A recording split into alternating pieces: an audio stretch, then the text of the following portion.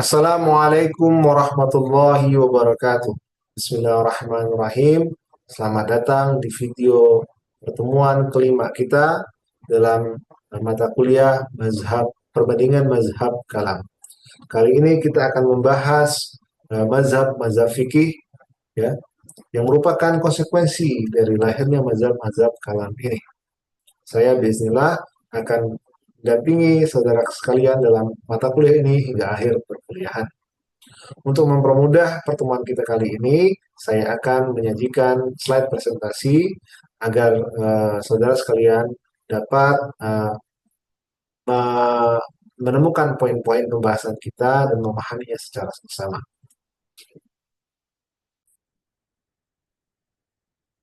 Baik, eh, sebelum kita membahas bagian inti dari pembahasan mazhab-mazhab fikih ini, kita akan membahas terlebih dahulu tentang apa sih yang melatar belakangi lahirnya mazhab-mazhab fikih di dalam masyarakat Islam.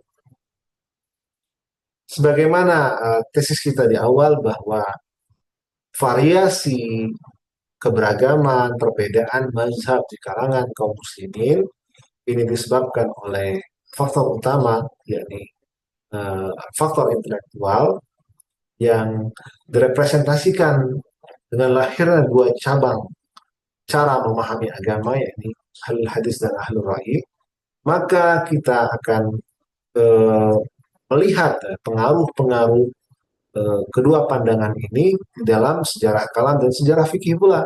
Karena fikih merupakan konsekuensi dari mazhab-mazhab kalam ini. Mazhab-mazhab kalam yang muncul di awal ini memiliki ciri khas masing-masing, yang kesemuanya memberikan dampak terhadap bagaimana manusia atau seorang muslim itu melihat hubungan dirinya dengan Tuhan, kemudian hubungannya dengan manusia, dan hubungannya dengan dirinya sendiri. Melihat hubungannya kepada Tuhan, maka seseorang akan memastikan apakah kewajiban-kewajiban yang dibebankan oleh Allah Subhanahu wa taala kepada manusia ini harus dijalankan secara literal ataukah secara kontekstual.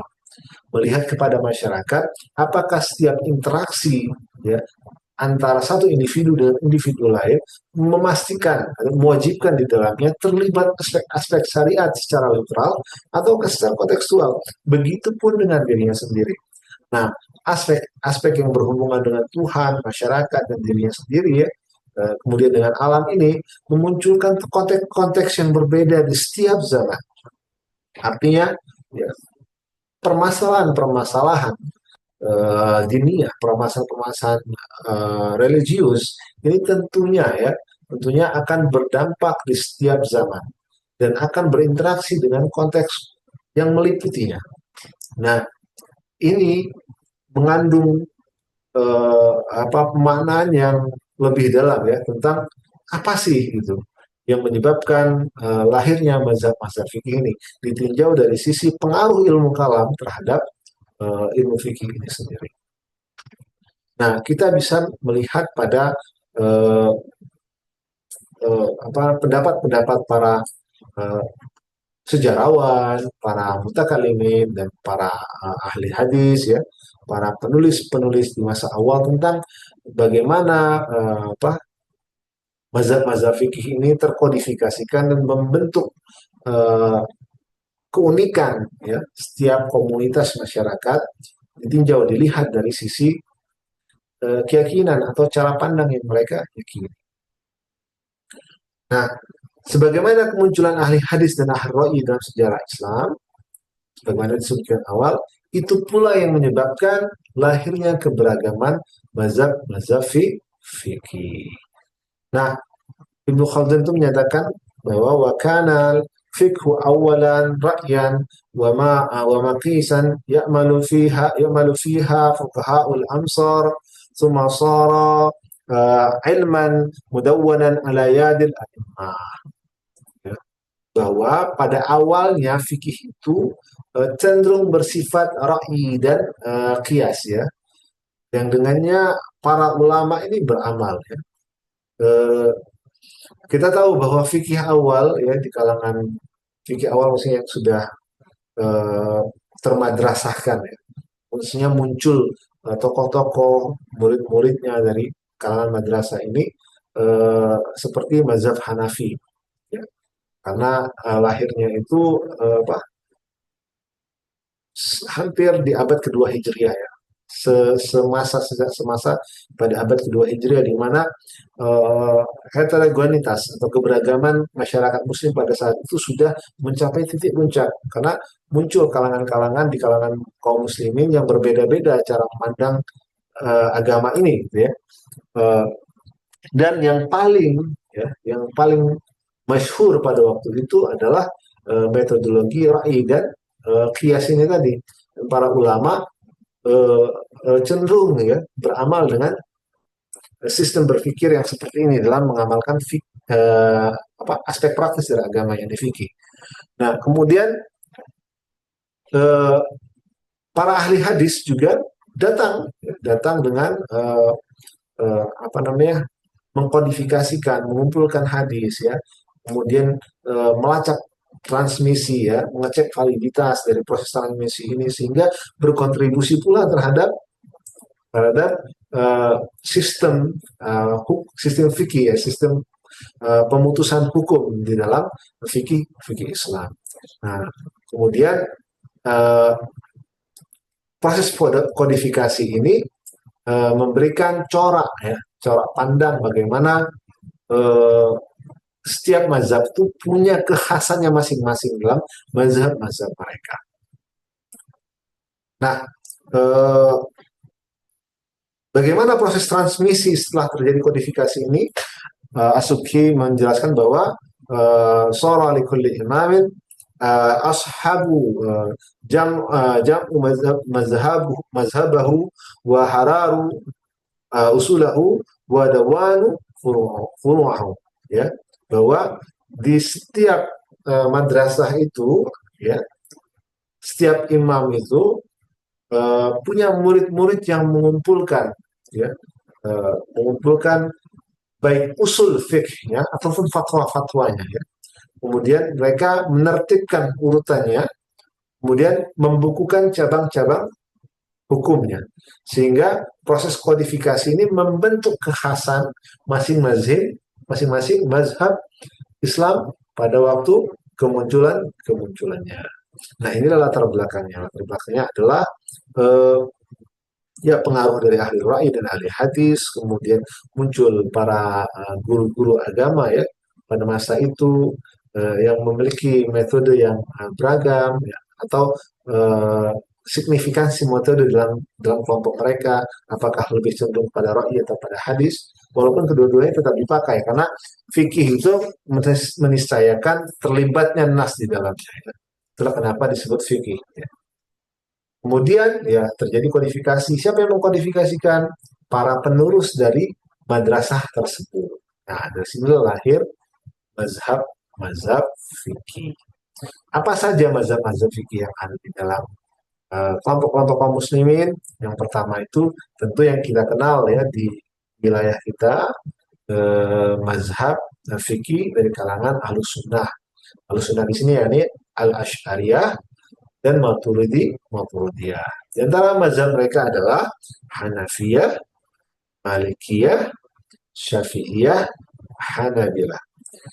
Para penganut mazhab Hanafi ya tersebar terutama di Asia Barat, kemudian di Turki, kalau di Timur Tengah seperti di Eropa seperti di Turki, kemudian di Timur Tengah seperti di sebagian Yaman dan sebagian masyarakat Arab itu menganut mazhab Hanafi. Tapi yang paling terbesar populasinya adalah di Asia Barat, terutama di Afghanistan dan ya di Afghanistan ya. Karena akidah mereka pun lebih cenderung kepada Maturidiyah. Sebagaimana kita jelaskan di awal bahwa Maturidi secara fikih itu menganut mazhab Hanafi. Oke, kemudian ada Syafi'iyah, ada Malikiyah. Malikiyah ini banyak penganutnya itu tersebar di Uni Emirat Arab, kemudian di berbagai wilayah di Arab ya, di Saudi juga ada, di Yaman juga ada, di beberapa wilayah seperti Suriah ada penganut mazhab Maliki, punya kecenderungan, punya corak khusus yang kemudian di Maghrib ya di Maroko mazhab Maliki ini eh, lebih dominan juga, yang punya kekhasan dari mazhab Hanafi ya. Kemudian Syafi'iyah, nah Syafi'iyah ini adalah mazhab yang paling kita kenal karena eh, ini adalah mazhab mayoritas ya, terutama di Asia Tenggara, kemudian di Mesir dan di Palestina. Ini mazhab yang menguat di sana karena punya akar sejarah. Karena di Palestina adalah karena Imam Syafi'i itu adalah eh, kelahiran Palestina, di Mesir karena beliau pernah menetap di Mesir, dan di Asia karena mayoritas para dai di zaman dulu hingga sekarang ini adalah eh, para dai yang menganut mazhab Syafi'i, terutama di Indonesia dan Malaysia ya. Dan sebagian wilayah Asia Tenggara yang yang menganut agama Islam seperti Thailand, ya, sebagian penduduk di negara ini adalah penganut agama Islam, dan ketika dia Islam dia cenderung menganut mazhab Syafi'i karena dai-dainya itu para penganut mazhab Syafi'i.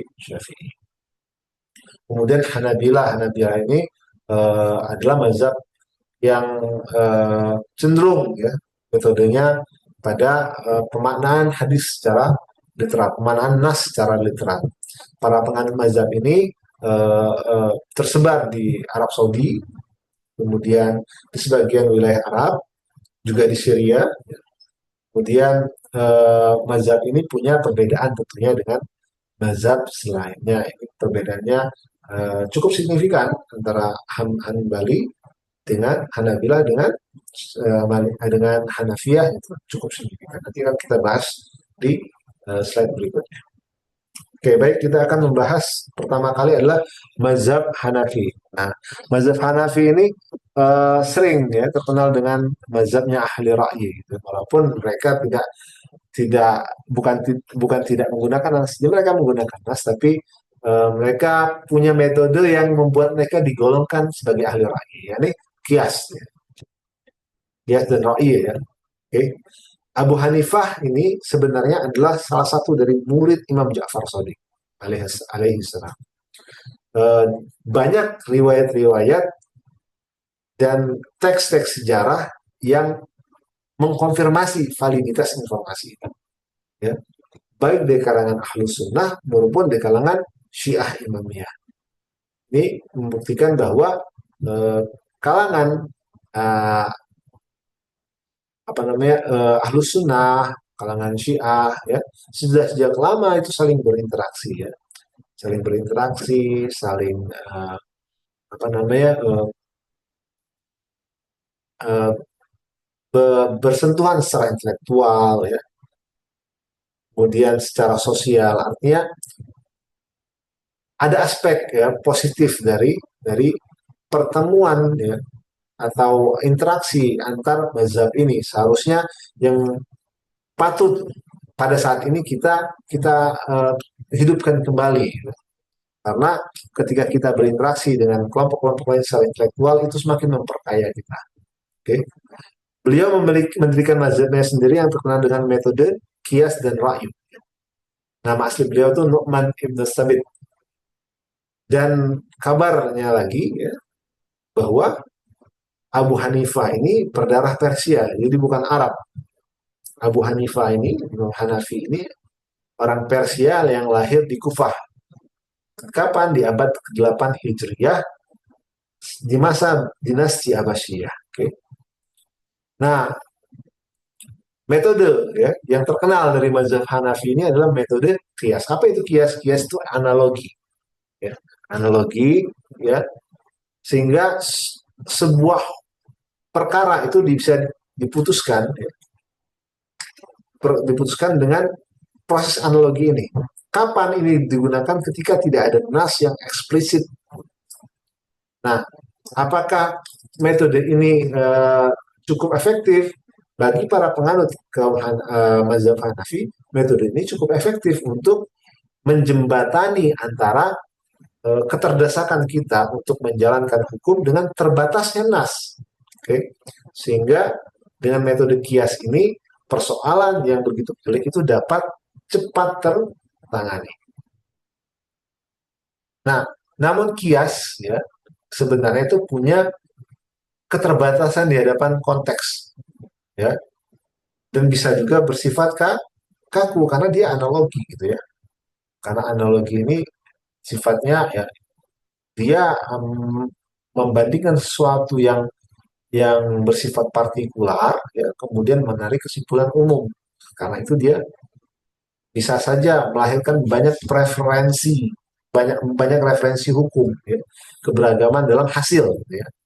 Sehingga Abu Hanifah ini mengajukan ya jalan keluar dari kekakuan ini ya, ini dengan istihsan ya. Dan istihsan. Apa itu istihsan? Preferensi hukum. Maksudnya adalah seseorang bisa memilih di antara beberapa apa namanya kepastian hukum itu yang sesuai dengan konteks dari si mukallaf tadi ya, dengan pelaku tadi ya. Nah ini adalah uh, jalan keluar dari kekakuan dari sistem kias tadi. Nah selain kias dan ihsan tadi, apalagi yang menjadi sandaran ya prinsip-prinsip usul fikih mereka, yakni ijma. Apa itu ijma? Ya, maksudnya adalah ijma itu adalah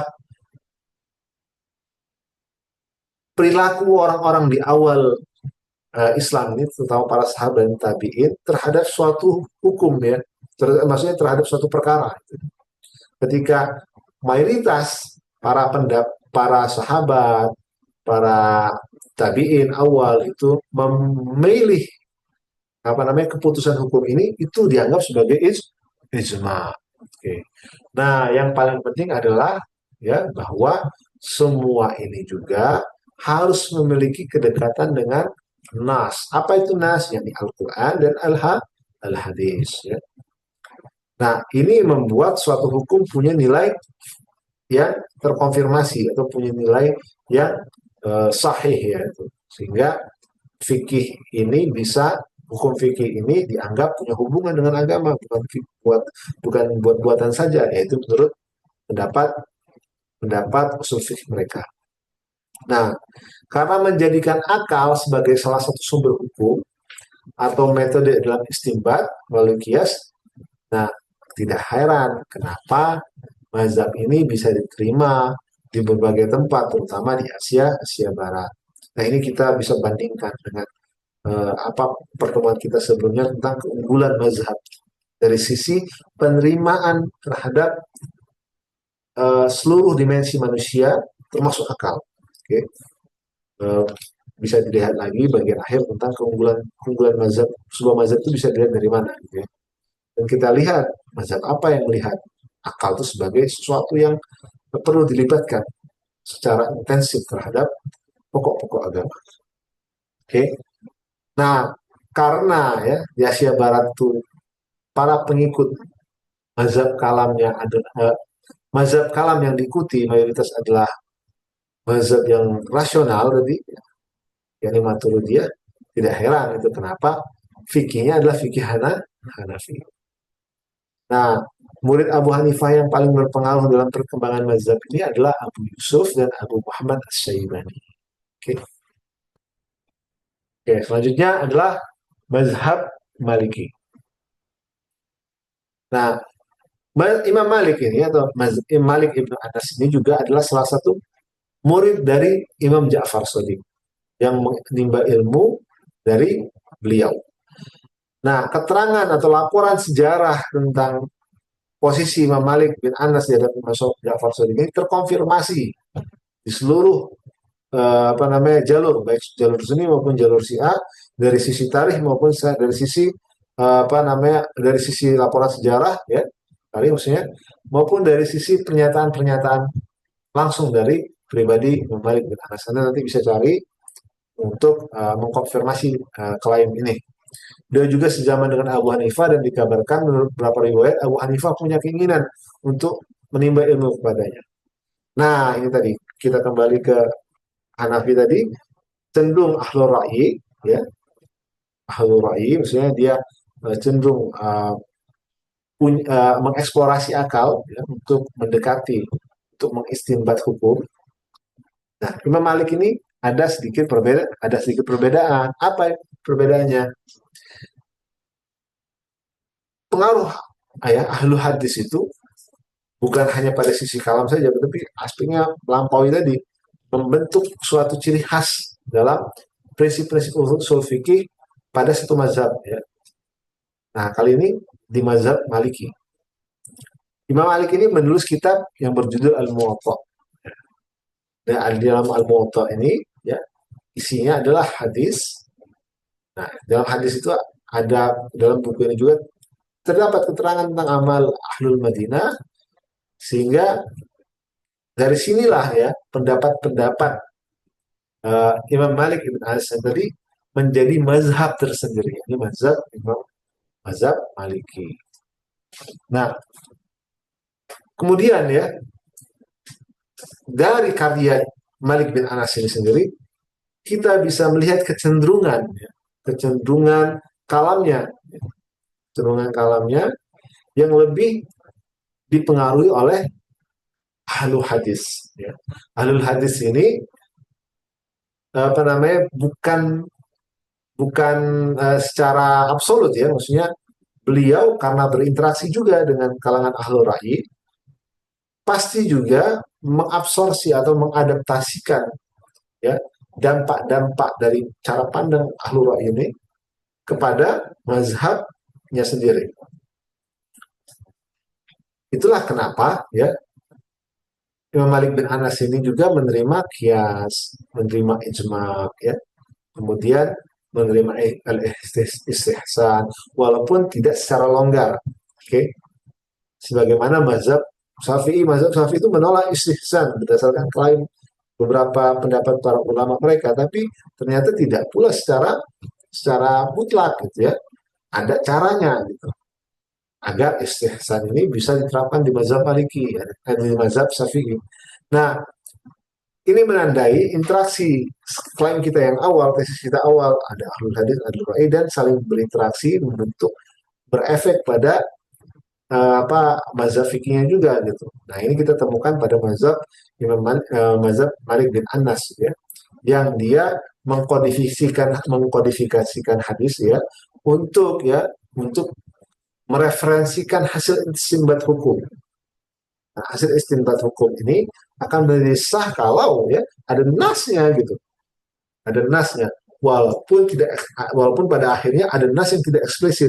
Nah, nas yang tidak eksplisit ini tadi ditangani oleh proses kias, istihsan, dan ijma serta amalu ahli Madinah. Nah, ini poinnya. Poin amal ahli Madinah.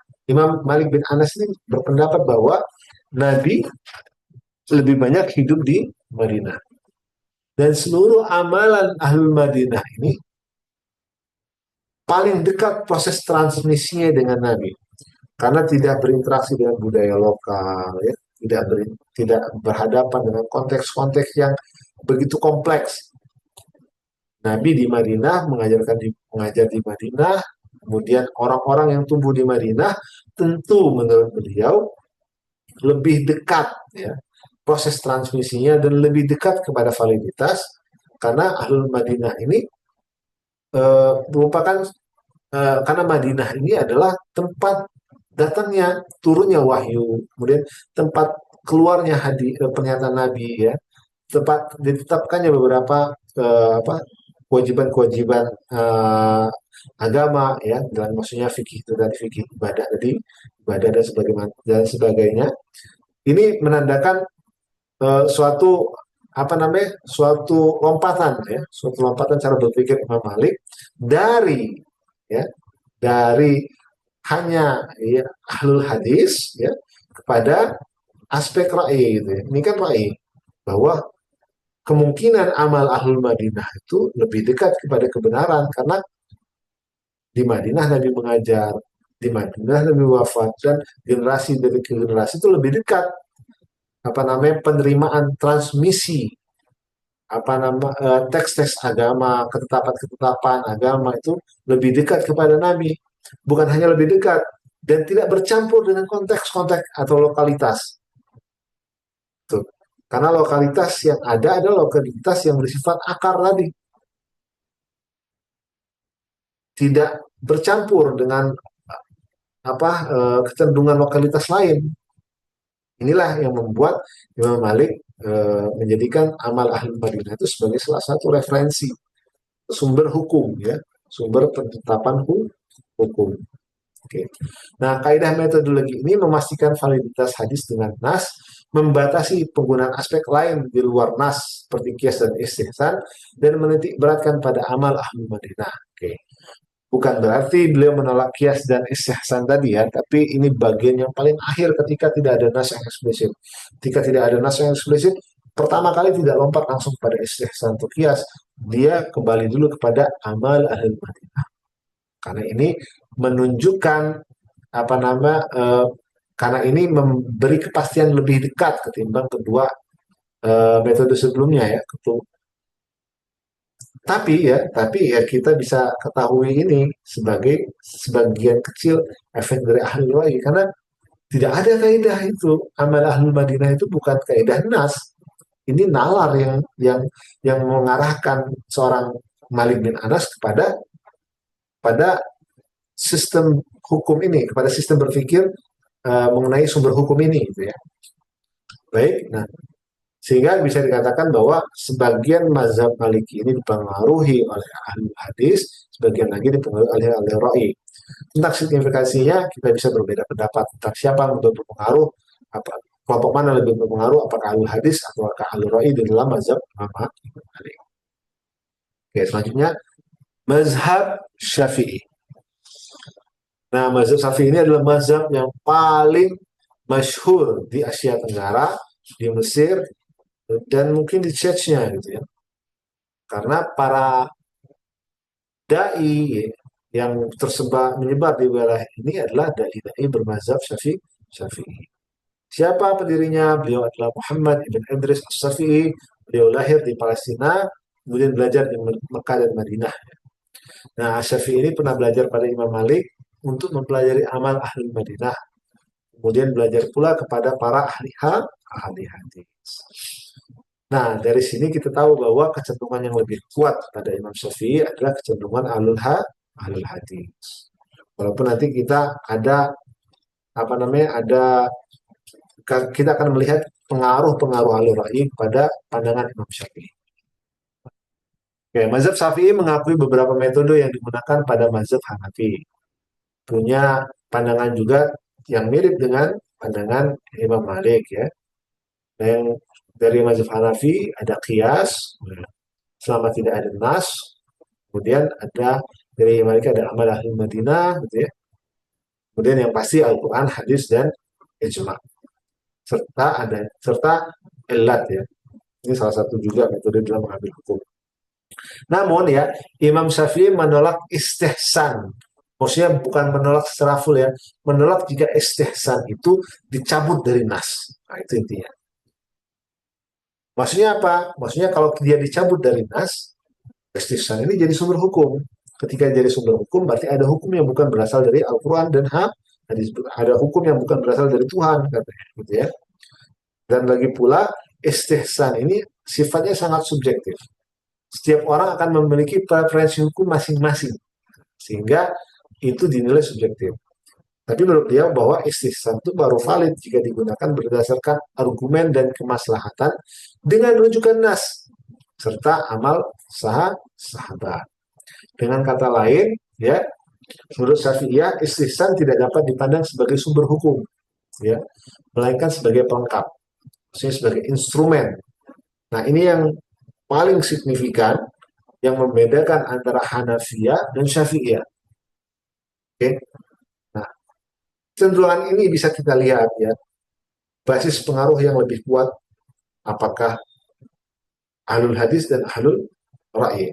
Di Hanafi kita melihat ada kecenderungan pengaruh yang begitu kuat dari kalangan ahlul ra'i, dan pada Syafi'i kita melihat kecenderungan yang kuat dan pengaruh yang kuat kalangan ahlul hadis. Nah, Nah, namun poin dari mazhab Syafi'i adalah penekanan terhadap pentingnya nas, baik Al-Quran, hadis maupun amal para sahabat. Para sahabat ini maksudnya asar ya, asar dari para sahabat. Yang itu bisa kita maksud, yang kita makna, ya, kita bisa maknai sebagai ijma ya, ijma. Nah, setiap hukum yang dimunculkan dalam kias dan ijma sekalipun harus memiliki sandaran pada nas. Nah, maksudnya apa? Bahwa seorang itu bisa melakukan kias. Melakukan istihsan juga boleh, menurut Syafi'i ya. Tapi ya, tapi hasil dari kias dan istihsan itu harus punya sandaran dengan nas. Oke. Okay? Walaupun tidak ada nas yang spesifik. Agar apa? Agar ini tidak dimaknai sebagai sesuatu hukum yang bukan berasal dari Tuhan. Gitu ya. Nah, ini juga kita bisa hubungkan dengan pertemuan sebelumnya tentang bagaimana doktrin Asy'ariyah dan doktrin Maturidiyah tentang apa? Tentang qabih dan al-hasan wal qabih tadi, benar dan salah tadi, apakah qabla wurudi syar'i, apakah ba'da wurudi syarat ya? Apakah manusia itu mengetahui kebenaran bahkan sebelum turunnya wahyu ataukah setelah turun wahyu, gitu ya. Jadi kalau menurut Al-Asy'ari bahwa kebenaran itu kita ketahui berdasarkan wahyu dan Maturidi berdasarkan akal ya, bahwa akal bisa mengenali kebenaran walaupun wahyu tidak turun, itu sebelum turunnya wahyu. Nah, ini membuat kita bisa memberi penekanan akar atau asal muasal perbedaan Hanafiyah dan Syafi'iyah ini. Hanafiyah banyak dianut oleh kalangan oleh para penganut Maturidiyah. Itulah kenapa kias ini ya, penggunaan akal ini begitu longgar sehingga eh, penggunaan kias itu tidak punya, bukan tidak punya, maksudnya itu ketika seorang menggunakan kias dianggap sama menggunakan nas gitu ya. Karena menurut mereka ketika kita menggunakan kias, menggunakan akal kita pasti ada di nas. Oleh karena itu tetap mereka mengatakan ada sandaran nas juga. Tapi Syafi'iyah dengan tegas mengatakan hasilnya dari kias itu harus punya sandaran nas ya. Karena apa? Karena manusia itu dalam akidah Asy'ari, karena Syafi'i ini menurut akidah Asy'ariyah melihat bahwa al-hasan wal qabih tadi nggak mungkin kita dapetin kecuali melalui syariat itu tadi. Jadi kias dan ijma ini tadi nggak mungkin kita lepaskan dari nas menurut Syafi'iyah. Karena menurut azas kalamnya sendiri kita nggak mengetahui, manusia tidak mengetahui kebenaran dan kebatilan kecuali melalui syariat. Ketika syariat sudah turun, baru manusia tahu tentang benar dan salah. Nah, inilah perbedaan ya. Maksud saya inilah apa namanya efek dari pandangan kalam yang mempengaruhi cara pandang terhadap fikih tadi, yang menimbulkan keberagaman bahkan dalam satu mazhab. Karena mazhab Ahlussunnah ini kan dianggap satu antara Asy'ariyah dan Maturidiyah, ini dianggap satu mazhab dalam akidah ya itu. Walaupun dalam fikihnya sendiri berbeda-beda, dalam hal-hal mendetail dalam akidah seperti perkara perkara perkara takdir ya, perkara perbuatan manusia dan perbuatan Tuhan, masuk tentang hasan wal qabih ini tadi, masuk tentang kas ya, mu'ad dan wa'id tadi, ini ada banyak perbedaan di dalamnya, tetap dianggap sebagai satu mazhab ya. Nah, inilah pandangan mazhab Syafi'i tentang metode hukum mereka. Nah, sekarang perbandingannya. Perbandingannya bahwa Hanafi, Maliki dan Syafi'i ini punya perbedaan pada sumber hukum utama. Kalau Hanafi, Quran, hadis, qiyas, istihsan. Kalau Maliki ini ya punya ada Quran, hadis, amal ahlul Madinah, ijma dan qiyas. Jadi ada amal ahlul Madinah ya. Kemudian Syafi'i, Quran, hadis, ijma dan qiyas. Prioritasnya apa? Kalau prioritas Hanafi pada qiyas dan istihsan tadi. Kalau prioritas Maliki pada amal ahlul Madinah, tentu juga hadis ya. Kemudian kalau Syafi'i hadis, amal para sahabat, kias. Tapi terbatas bagaimana tadi dijelaskan bahwa kias menurut Syafi'i harus bergantung pada nas gitu. Ya, penyebabnya kenapa Syafi'i berpikir begini, kita merujuk kepada kalam yang dianut ya, bahwa Hasan wal Qabih tadi nggak bisa diketahui kecuali dengan syariat. Kemudian eh, apa pandangannya tentang kias? Hanafi penting gitu ya. Kalau Maliki ya bisa digunakan tapi terbatas ya. Kalau nggak ada semua baru kias. Syafi'i bisa ya, bisa dipakai tapi harus punya konsistensi ya, hasilnya dengan nas gitu ya.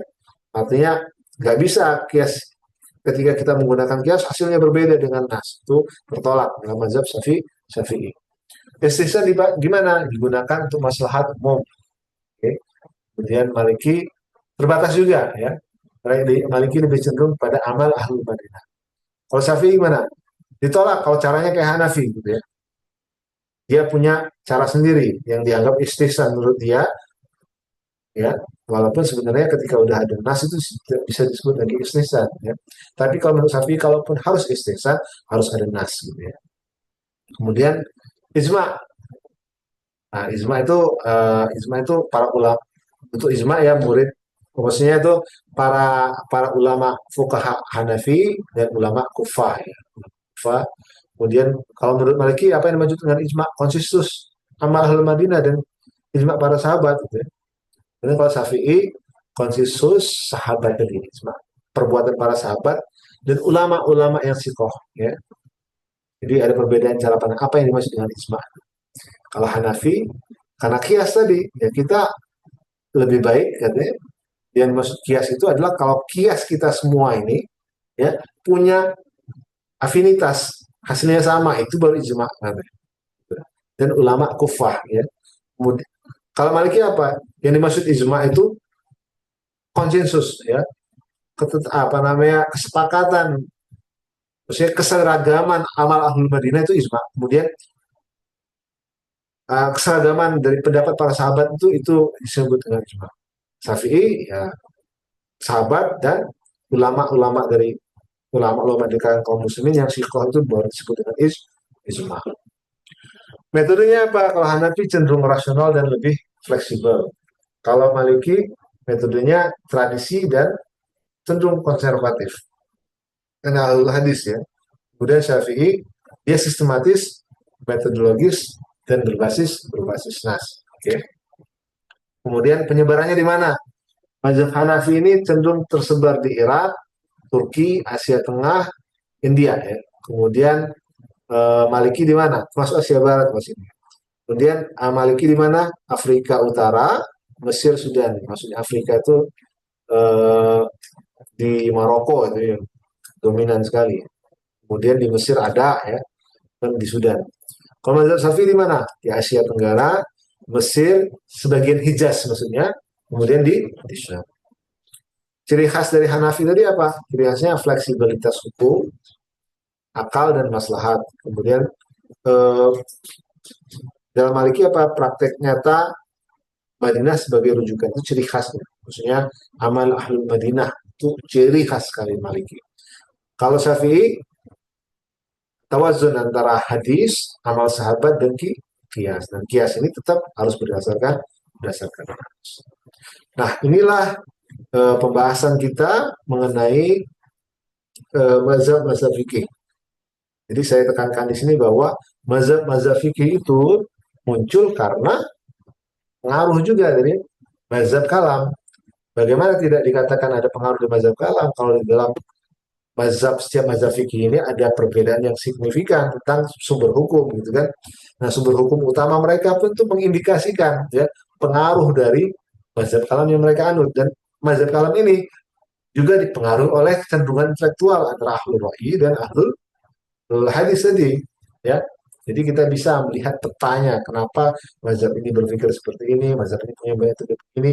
Kita runut dari satu tahapan menuju tahapan yang ya, tahapan awal sehingga kita tahu apa yang lebih signifikan pengaruh dari mazhab kalam dalam suatu mazhab Baik, terima kasih. Inilah akhir dari pertemuan kita. Mudah-mudahan bermanfaat. Eh, terima kasih. Assalamualaikum warahmatullahi wabarakatuh.